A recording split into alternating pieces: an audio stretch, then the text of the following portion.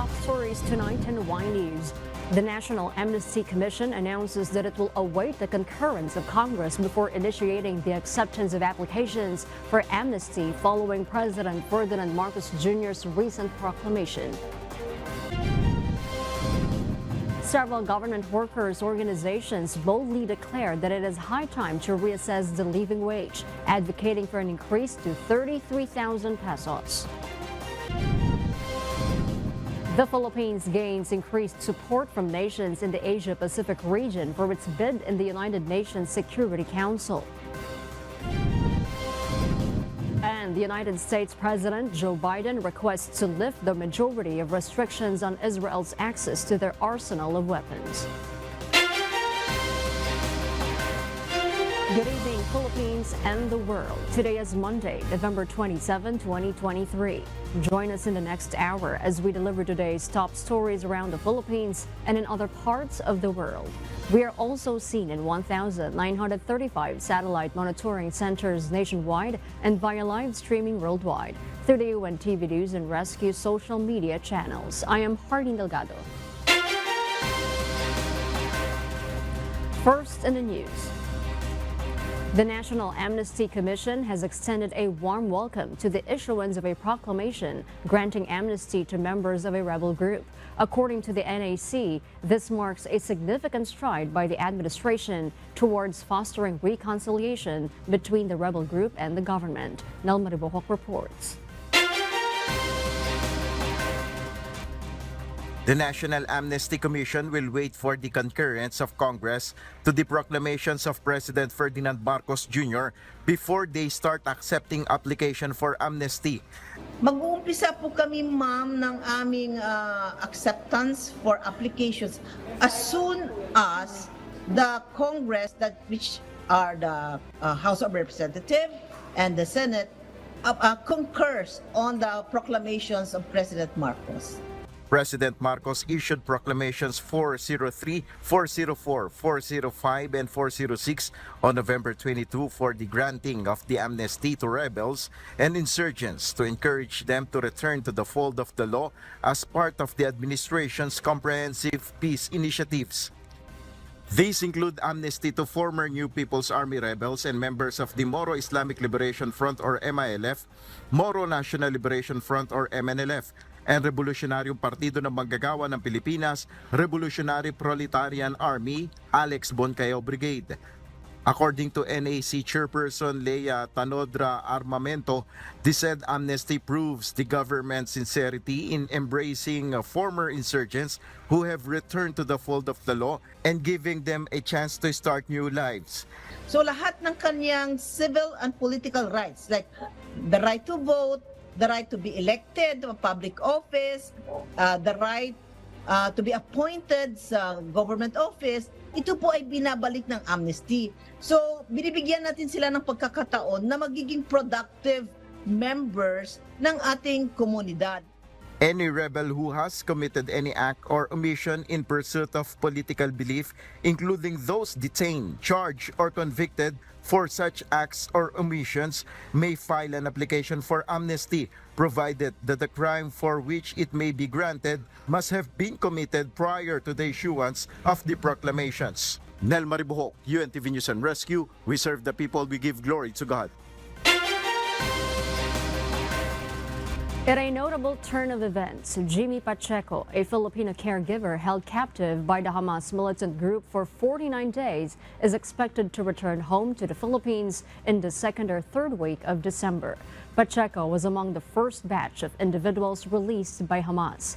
The Department of Foreign Affairs reports that both the Israeli and Philippine governments are in the process of reconstructing Pacheco's documents, which were reportedly destroyed by Hamas during his captivity.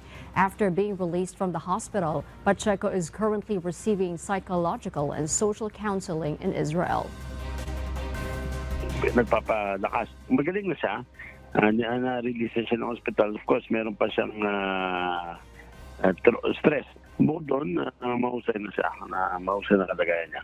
Kasi ang gusto niya, ayusin muna yung papeles para pag uwi niya, makakabalik pa Hindi yung uuwi siya tapos wala na siyang trabaho sa Israel.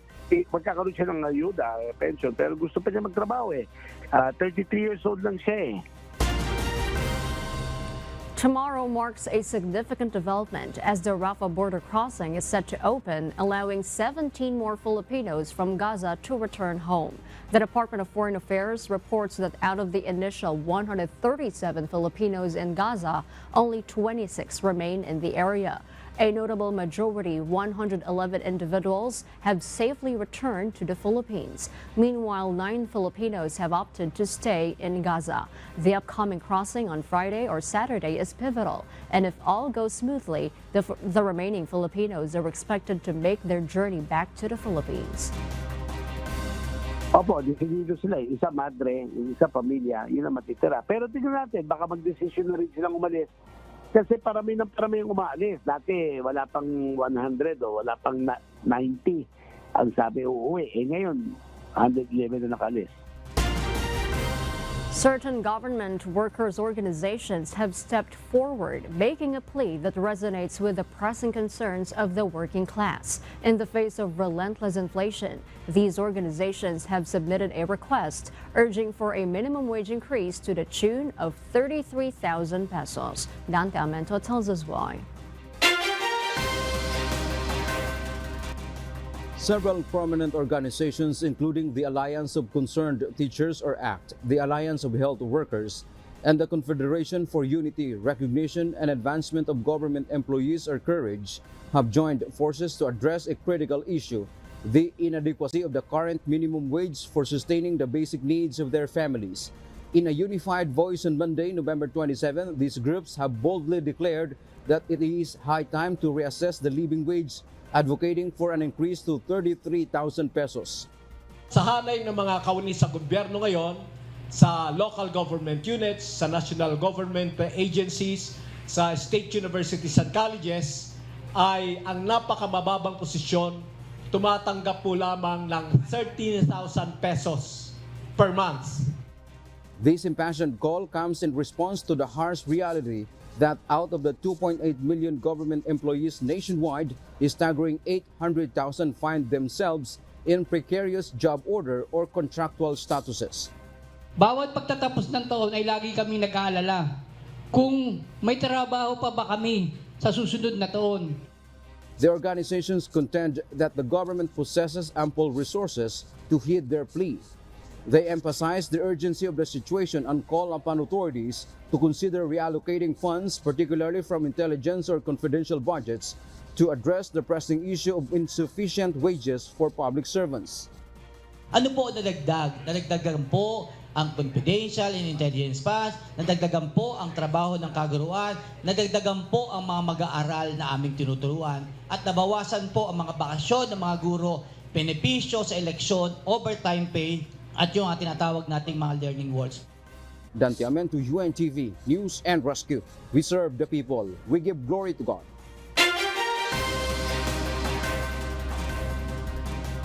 And for the news abroad, Russia reports its success in preventing 24 Ukraine drones, destroying them after deploying their largest drone attack on Kyiv, Ukraine.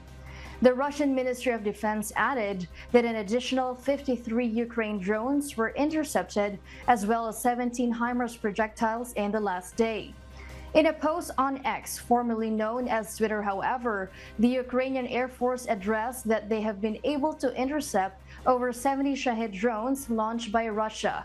Meanwhile, during the attack, electricity was cut from a handful of residential buildings and establishments, and with winter approaching, many are fearing Russia's new set of attacks. Meanwhile, a request has been raised to Congress to lift the majority of restrictions on Israel's access to the United States arsenal of weapons within the country. Maven Carrizo will tell us why.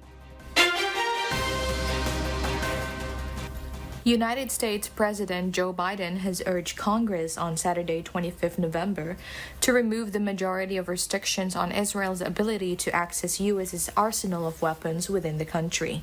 The administration submitted the request as part of its supplementary budget proposal to the U.S. Senate, transmitted on October 20. This aims to ease Israel's access to the War Reserve Stockpile Allies Israel, or WRSAI, stored in Israel since 1980. The proposed changes includes removing conditions on the use of weapons and lifting spending caps for replenishing the stockpile. According to Josh Paul, a former State Department official, President Biden's request raised concerns, with critics highlighting the potential for a less regulated pipeline for providing weapons to Israel during conflicts. He also added that Biden's budget request weakens oversight as U.S. support fuels an Israel campaign causing child casualties. Israel attacks have resulted in the death of almost 15,000 Palestinians. Among them, 6,000 were children. The U.S. annually grants Israel $3.8 billion in military aid, the highest globally.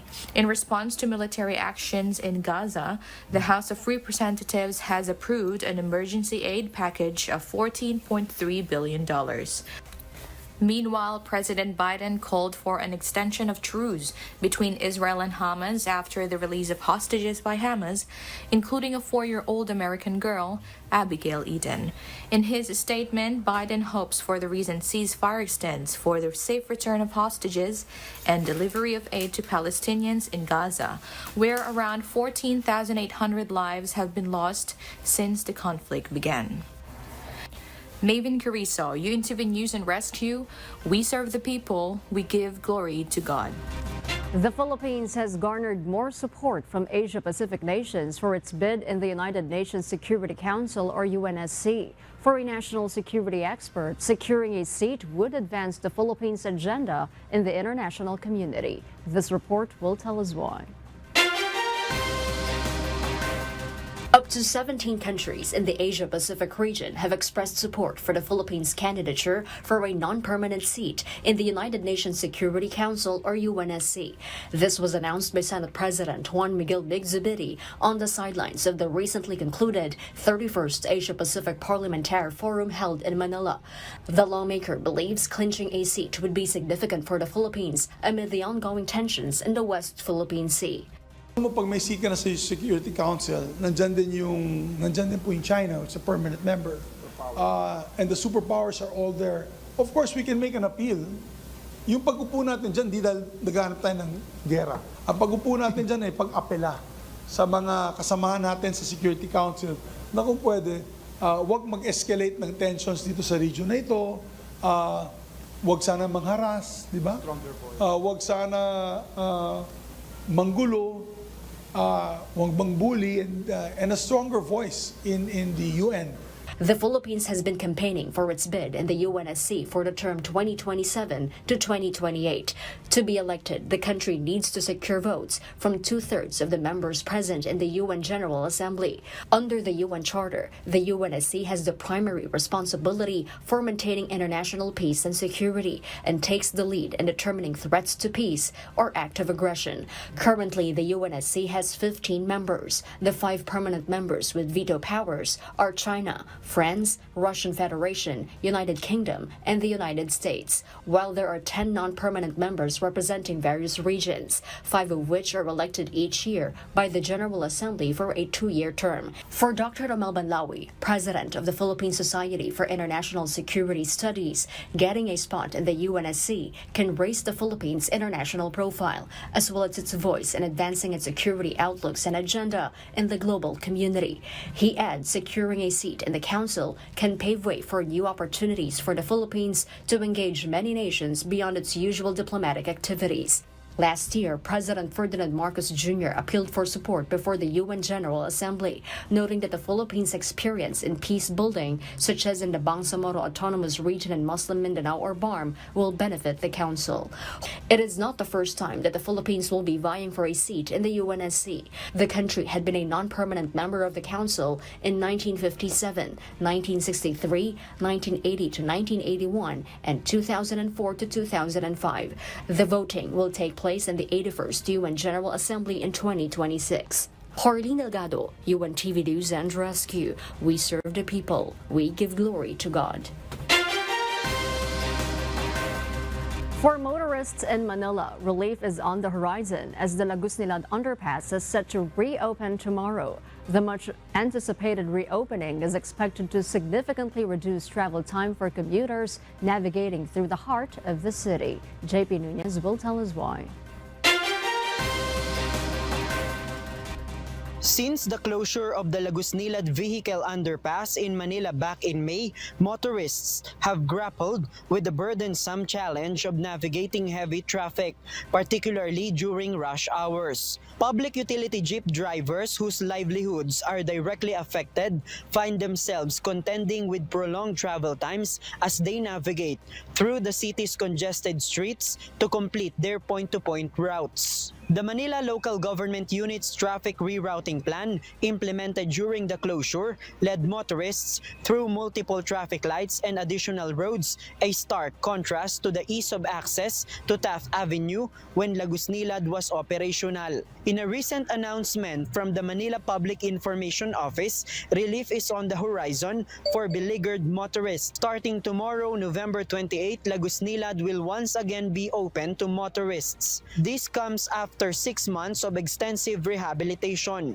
focusing on concreting, drainage upgrades, and improvements to the pumping station. For many motorists, the reopening of Lagusnilad couldn't come soon enough. It is seen as a crucial alleviation to their travel times, a timely benefit as we approach the holiday season when an influx of vehicles is anticipated. Medyo, siyempre, humina ang kita. Siyempre, sa oras, talo kami sa oras. Sabi mo na lang, pag ground trip, mga 4 na oras bago ka makarating sa ruta namin. Buti naman para makaluwag na. Para makarami na ng biyahe. Hindi naaabot ng 2 oras. Dahil traffic. JP Nunez, UNTV News and Rescue. We serve the people, we give glory to God. An important notice for motorists. Oil companies will implement an increase in the prices of diesel and kerosene starting tomorrow, Tuesday, November 28. According to advisories from oil companies, the price of diesel will see a rise of 30 centavos per liter. Meanwhile, kerosene will experience an increase of 65 centavos per liter. On a positive note, there will be no adjustments in the prices of gasoline. The national health insurer PhilHealth is slated to increase its package benefits starting next year. This move has garnered a positive reception from patients and hospital groups alike. Ray Palayo will tell us why. The Philippine Health Insurance Corporation, or PhilHealth, has announced an increase of up to 30% in the case rates of their packages. This move aims to reduce the amount patients pay out of pocket, which exceeds the coverage provided by PhilHealth. The agency acknowledges the impact of inflation on health services. Pangunahin naging consideration dito ay itong inflation, yung pagtaas ng presyo ng mga bilihin, at syempre sa inflation, apektado din yung cost of hospitalization, cost of medical care. The Private Hospital Association of the Philippines has confirmed that their operational costs are indeed influenced by inflation. Nung mag-umpisa po yung COVID natin pandemic, tumaas ng at least 20 to 25% po ang gastusin ng ating mga miyembro na out of pocket. Meanwhile, the group of dialysis patients welcomes the adjustments that PhilHealth will be making. Ang binibigay po ng PhilHealth ay 2.6. So dahil nagtaas na po yung dialysis, pag sumasalang po kami at taga-avail ng PhilHealth, may cash out po kami binabayaran. So medyo mabigat po sa amin yun dahil maabot po ito ng 500 pesos. So kung matutuloy po itong adjustment ng PhilHealth, malaking bagay po. Lalo na mababawasan yung cash out o kaya may mga benepisyong madadagdagan. PhilHealth will release guidelines on the benefits increase, providing details on the specific cases that will be included. Ray Pelayo, UNTV News and Rescue. We serve the people. We give glory to God.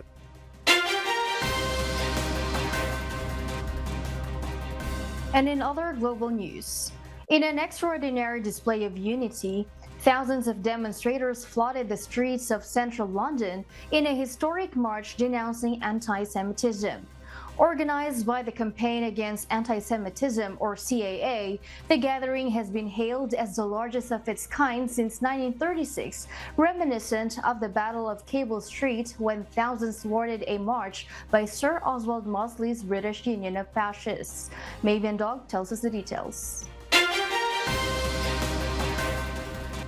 Amidst a resolute stand against anti-Semitism, central London became a sea of voices on Sunday, November 26, as organizers reported a staggering 60,000 attendees, marking this event as unprecedented since the onset of the Israel-Gaza conflict. The rally attracted prominent figures including former Prime Minister Boris Johnson, who expressed solidarity with the Jewish community and emphasized the necessity of Israel's existence, citing recent pro-Palestinian demonstrations in the capital. However, Tommy Robinson, founder of the English Defence League, faced arrest after police removed him due to concerns raised by organizers about his presence, including another individual, for making anti-Semitic comments during the otherwise peaceful demonstration. The rally coincided with the release of more Israeli hostages held by Hamas, triggering emotional scenes among the crowd with calls of "bring them home" and display of solidarity with Israel, including flags and posters of missing hostages. During the event's culmination at Parliament Square, speeches were delivered by several speakers, including United Kingdom's Immigration Minister Robert Jenrick. He addressed the escalating anti-Semitic crimes and condemning the appalling displays witnessed in recent pro-Palestinian marches. Meanwhile, not all Jewish groups participated, such as Na'amod, a group that opposes Israel's presence in the West Bank due to concerns about the march's motives. The rally unfolded a day after a large pro-Palestinian demonstration demanding a Gaza ceasefire, which saw 18 arrests for alleged offenses such as inciting racial hatred. Mavian Dog, UNTV News and Rescue. We serve the people, we give glory to God.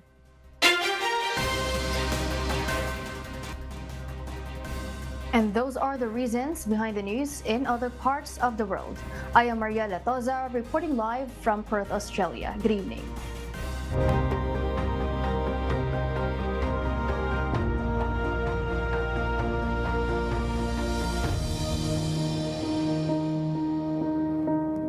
The Clinic ni Kuya has found its home in Marikina City. On its opening day, this facility is not only a beacon of health, but a provider of free medical services to our fellow citizens in need. It's a gesture of kindness that hasn't gone unnoticed, as it has touched the lives of many, giving generously to those in the community. Since its inauguration, Clinic ni Kuya has served over 300 individuals with its free services, making a meaningful impact on the well-being of our fellow countrymen. Gladys Tuabi reports.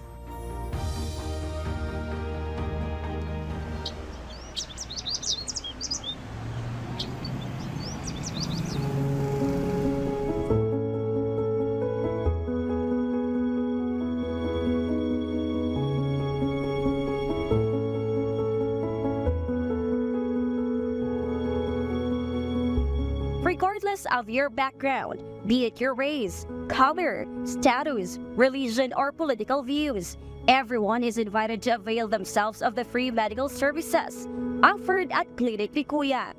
Earlier today, the clinic opened its doors to its newest location in Metro Manila, situated at number 141 E. Rodriguez Avenue, Marikina City. Open po ito para sa lahat. Ano man po ang inyong religion, ano man ang inyong political affiliation, wika, kulay, lahi, probinsya. Kung kami po ay merong maipagsisilbi sa inyo, bukas po ang atin pong MCGI Clinic dito po sa ating Transient Home sa Marikina City. At ito po, kagaya na ating sinasabi, kompleto naman po dyan. Meron na din po tayong iba't ibang mga serbisyo para sa atin pong mga kapwa-tao. Makakaasa po kayo sa anumang paraan, higit po kami na makakatulong sa inyo. kami po ay nakabukas. Pagdamutan po ninyo ang aming munting makakayanan. Sa uli po, lagi nating pag-asa ay ang kabutihan at kagandahang loob ng Panginoon sa atin na sa isang maliit na paraan kami naman po ay maging maliit na kasangkapan makarating po sa iyo. The clinic began accepting patients for registration as early as 5 a.m., offering a range of services such as general adult consultation, pediatrics, optical services with complementary reading glasses, ophthalmology, dental extraction, OB/GYN consultation, ENT, and free medicine distribution. Nilda Gonzalez, a senior citizen, shared that it had been 3 years since her last checkup due to financial constraints. This is a sentiment echoed by many, highlighting the significant impact of the free medical services offered by Clinic ni Kuya. Dahil wala naman kaming pambayad, mahirap lang din naman kami. Kaya nga nung malamang meron ditong kwan, agad ako nagpunta. Kasi nararamdaman ko dito sa aking puso, para bang pag yung umaatake siya na, parang masakit siya na, parang ako'y napapan, parang hinahaluka yung aking bituka, tsaka dito, tago sa likod ko. Kaya gusto kong mapatingnan din siya. A total of 346 patients were assisted on this opening day, making a meaningful difference in the lives of those in need. Mayor Marcelino Teodoro expressed his commitment to providing more public services in partnership with the Members Church of God International or MCGI.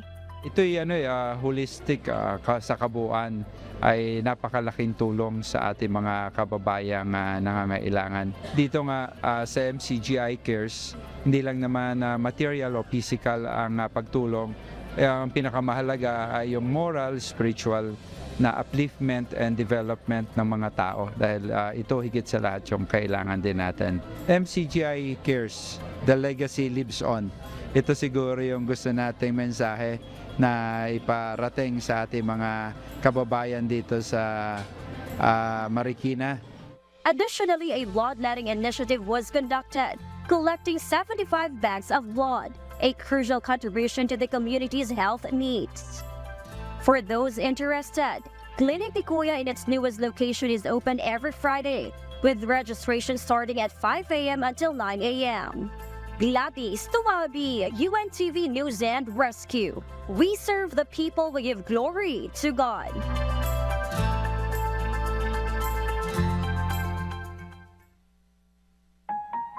And before we close, we will leave you with a word, giving glory to God. From the book of Psalms, chapter 111, verse 10, it says, "The fear of the Lord is the beginning of wisdom. A good understanding have all they that do his commandments. His praise endureth forever." And those are the reasons behind the news, November 27, 2023. Reasons we deliver to you as they unfold, because we need to know. We will always ask why. I'm Herlene Delgado. We serve the people. We give glory to God.